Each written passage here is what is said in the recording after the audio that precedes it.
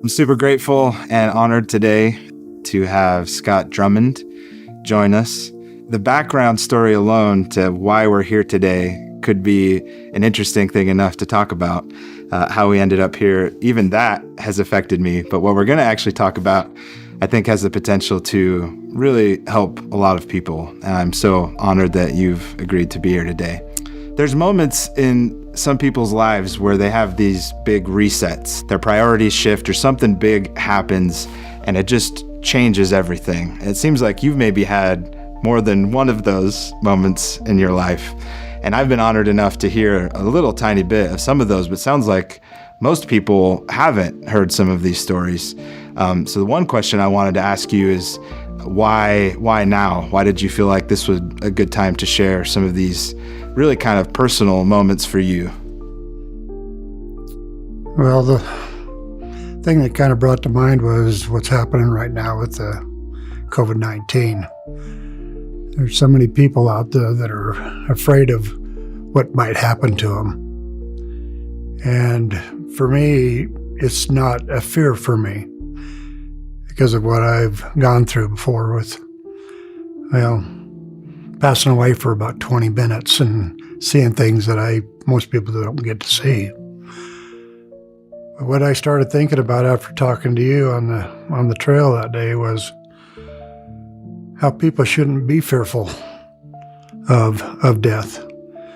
What it did for me when I was 28 years old was to kind of wake me up and find out where my values are and where I'm sitting with my family and where I am placed with my Father in heaven. At the time I was working for the government, I was working out of town and didn't spend a lot of time at home. And what it did for me was it brought me closer to my family. Here I am, almost 67 years old, and I've talked very little about this because it's meant a lot to me, and it's, other than telling maybe a couple of family members and of course my wife, no one knows about what happened. In my mind, it is very vivid every day. I was up on the ski slopes in Park City and having a great time. We were skiing all day, and I was in the lift line, and all of a sudden a lady came down and she had her poles going every which way and ran into us in the ski line. And well, needless to say, I skied the rest of the day. When we got through, I took my glove off, and down at the car, my thumb was hanging straight down, and it knocked my thumb completely out of the socket, and I knew I had to have something done. It started to hurt once I got into that warm vehicle. You skied the whole day with your thumb hanging around? Yes. Yep. I knew I had to get something done. So we scheduled surgery and got prepped. And what I remember most vividly was sitting in the operating room, and the doctor put a sheet between me and my right hand. And my right thumb was tore down, and there was a nurse in there, and the nurse in there made mention to the doctor that she'd never done a tourniquet before and didn't know quite how to change the valves, and the doctor said that he'd talk her through it.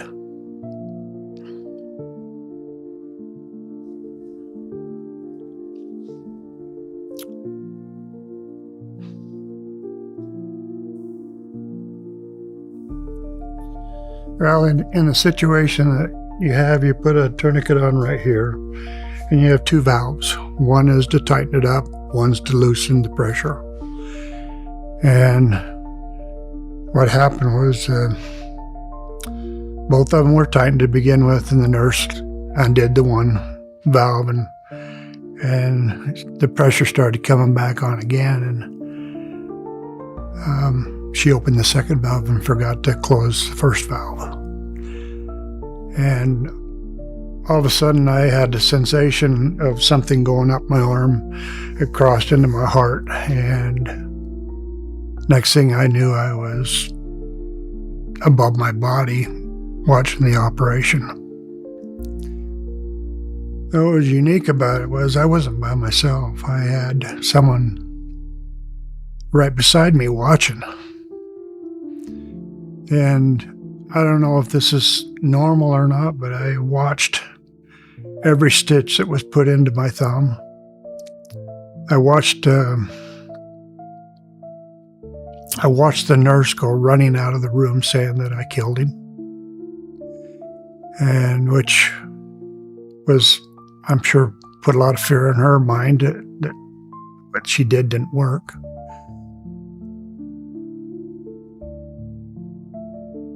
But I sat, and even though I never did see the person next to me, I sat right next to him as if I knew that person. And everything was done through the mind. There was no talking.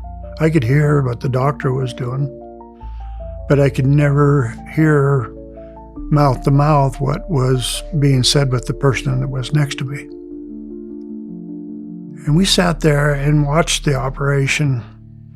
And I can't tell you how long, because there was no clock on the wall, or I didn't have a watch on. We watched how serious the doctor was about finishing his surgery on my thumb. And I watched him cut me here and tear a tendon out.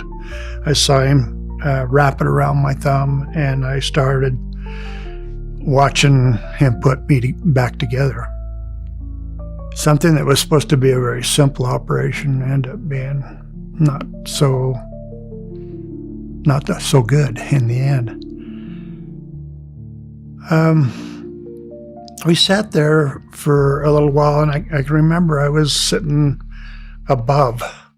I was laying down, and how you lay out with your arm like this, with the sheet right here. And I was sitting right up here above watching the surgery. And then in my mind, I was told, okay, it's time to go. And I remember so vividly, I could never look back. I was instructed never to look back again. And the next thing I knew, and it was like a twinkle of an eye, I was standing in a field where the person that was with me was right next to me, but I couldn't see him. And I looked over to the left, and there was some great big tall trees. And I remember they were the most unusual looking trees. It had a long trunk with the leaves up on top. And there were lots of them. And then to the right of that, which would be still to the left of me, was wildflowers, just beautiful wildflowers. And they were up about to my waist. And I just remember looking and seeing how beautiful the flowers are, because it's something that I really enjoy is yard work and gardening. And I just remember the vivid colors were just magnificent. And then in front of me, and then to the right, was tall grass that came up probably just about my waist high. And I was just standing there. And the next thing I knew, the person that had escorted me there was not there anymore, and I was by myself. But it was so peaceful. Everything was really, what I remember so vividly was I could see a long ways to my left. I could see a long ways to my right. I wasn't allowed to look back. But in front of me was at the time it seemed like a cloud. It was just a white cloud. And all of a sudden in my mind, I started watching a video of my life. And I saw it from the day that I was born until I was 28 years old.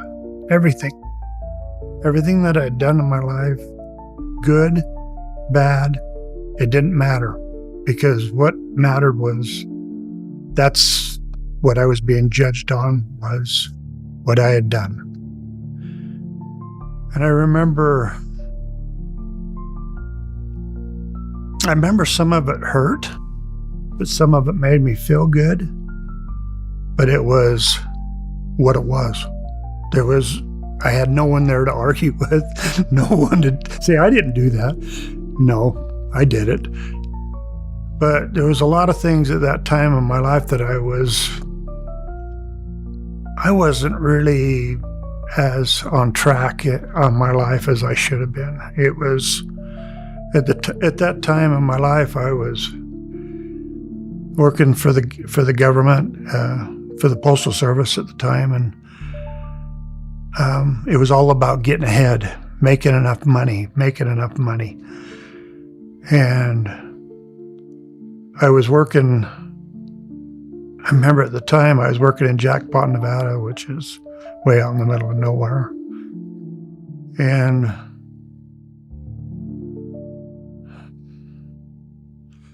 knowing that everything that I was doing was for myself and not for my family. And I think probably out of all of that I watched, it was, some was good, some was bad, but I knew that I had to do better with my life. I remember all of a sudden just being so peaceful. After it was all over, it was real. Nothing, there was no fake stuff. There was no, you didn't do this or I didn't do that. I did it. It was all about me. And what was so vivid was it was in my mind. I wasn't talking to anybody. I wasn't negotiating. It was all in my mind that I was visualizing. And when I got through, I went, it's over, I knew that I was dead, and I knew I was moving on. I was instructed through my mind, and that person wasn't next to me, but in my mind to get up and start working forward. And I walked up to this white cloud,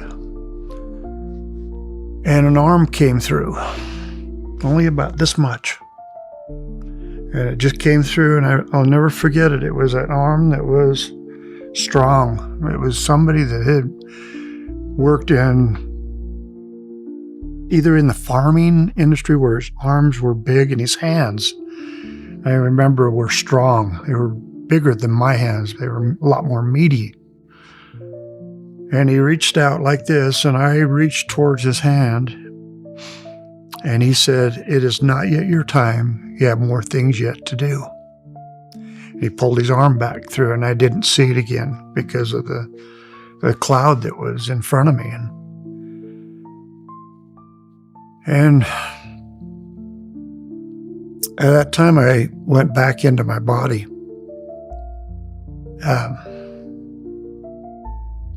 The doctor said that there was a war going on inside of my body. The war was that I did not want to come back because it was so peaceful. I remember him saying what was going on. Why was you all over the place on that table? And I told him that I didn't want to come back. It was too beautiful on where I'd been. And come to find out, I had a paper on my chest, and it had pronounced me dead for 20 minutes. And I'd been gone. But I was gone in the most peaceful place that I could have ever went. When they wheeled me out, Connie was out in the hallway. She had no idea that anything had ever happened to me. But for 3 days, I've never had so much peace in my life as it's unbelievable, the peace that I had for 3 days laying in that hospital bed. And the doctor, it's kind of funny, the doctor kept coming back in and checking on me to make sure I was okay, and was extremely nice to me. It was Dr. Skousen. Just so you're aware, too, Scott's wife, Connie, is sitting right off screen, so you don't think he's talking to himself. Oh, no. This is my escort, my wife, Connie. Well, we've been married 45 years, and this is something that I've kept very private and sacred in my life because it meant so much to me.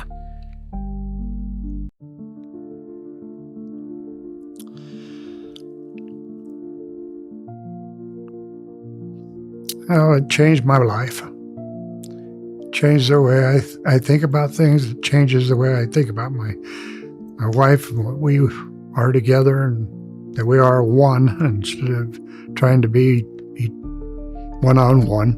We're trying to be one. At least I am trying. I'm not perfect. I've got a lot to learn in life. My life has taken me in a whole different direction since I was 28 years old. It's kind of brought me closer to my Father in heaven. I know there's a God. I know without a shadow of a doubt. One thing that I can also say is I'm not afraid of dying, because I know how peaceful it's going to be.